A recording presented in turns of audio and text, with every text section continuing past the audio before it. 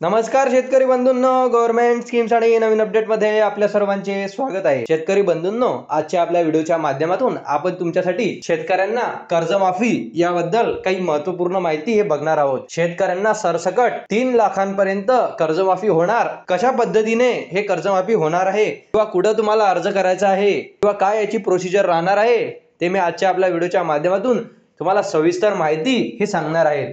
तर सर्वात प्रथम मित्रांनो, शेतकऱ्यांना जे काही महाराष्ट्रामध्ये शेतकरी आहे त्यांनी पीक कर्ज घेतलेला आहे आणि 3 लाखांपर्यंत त्यांचं पीक कर्ज असेल तर त्यांना 3 लाखांपर्यंत सरसकट पीक कर्ज हे माफ होणार आहे, असं आश्वासन महाविकास आघाडीतर्फे तुम्हाला देण्यात आलेलं आहे।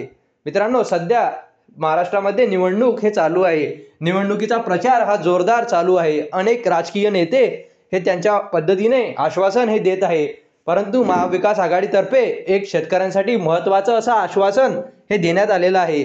तर मित्रांनो, शेतकऱ्यांसाठी हे आश्वासन 3 लाख रुपयांपर्यंत सरसकट कर्जमाफी ही महाविकास आघाडीचं सरकार आल्यानंतर तुम्हाला मिळणार आहे, असं आश्वासन महाविकास आघाडीच्या नेत्यांतर्फे देण्यात आलेलं आहे। असा जाहीरनामा त्यांनी काढलेला आहे। तर मित्रांनो, जर का महाविकास आघाडीचं सरकार आलं तर तुम्हाला डिसेंबर महिन्यामध्ये सरसकट कर्जमाफी होणार, असे देखील त्यांच्या जाहीरनाम्यामध्ये म्हटलेलं आहे। हे महत्त्वपूर्ण माहिती शेतकऱ्यांसाठी आहे।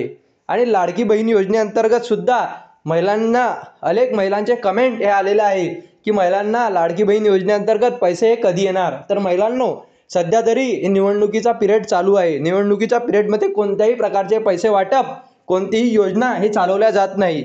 तर तुम्हाला येत्या काळामध्ये म्हणजे डिसेंबर महिन्यामध्ये जे काही अपडेट असेल ते अपडेट आपण तुम्हाला आल्यानंतर नक्की सांगू।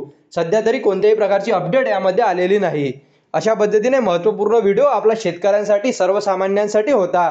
तुम्हाला व्हिडिओ आवडला असेल तर आपल्या व्हिडिओला लाईक आणि सबस्क्राईब करायला विसरू नका, जेणेकरून अशीच महत्त्वपूर्ण अपडेट आपण तुम्हाला पुढे देखील देत राहू। धन्यवाद।